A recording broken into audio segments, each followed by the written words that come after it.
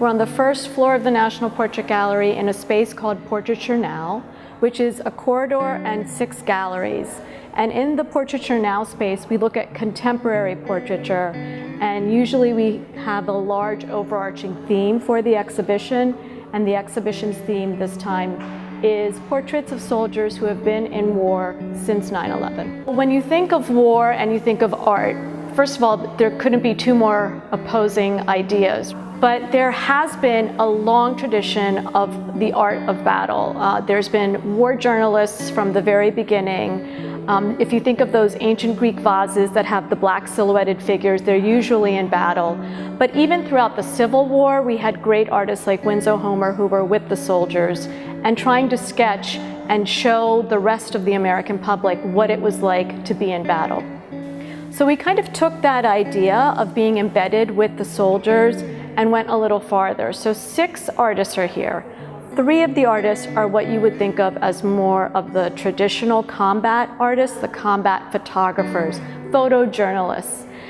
Some of them are men, and then we have 1 woman. So there's, of the 6, 3 are combat photographers. 1 of the combat photographers is a woman, Stacy Pearsall.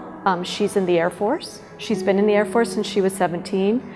The other 2 are men, and both of them have not served in the military, but have been embedded with the military and have been taking pictures of the military for a very long time. And they are Louis Palou and the now deceased Tim Hetherington. As we started looking at artists or combat photographers who were depicting soldiers, it became quickly evident to us that there was more than just the combat photographer, and that there were different ways that combat photographers approached depicting military life.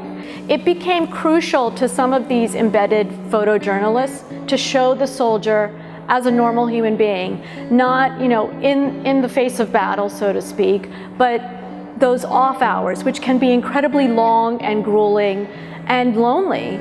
And so we wanted to make sure that we showed those different facets of a soldier's day and a soldier's tour, and also the dimensions of when they come home.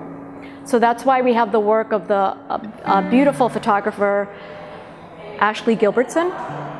He's showing the empty bedrooms of soldiers who have lost their lives in battle, either through a helicopter raid or just being confronted face on in a battle raid. And the bedrooms are preserved pristinely by the family, and you get a real strong sense of who that soldier was off the battlefield.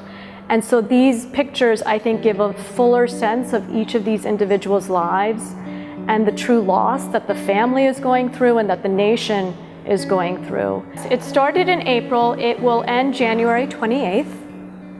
The National Portrait Gallery is open every day of the year except Christmas. And we start at 11:30 in the day, but we go until 7 at night. And I would really recommend coming to see this. It's our way of exploring this. It's on our minds. It's on all Americans' minds how the military, how we owe so much to the military. But this is the first time that we have devoted an entire show to depicting their stories, and I think it's quite moving.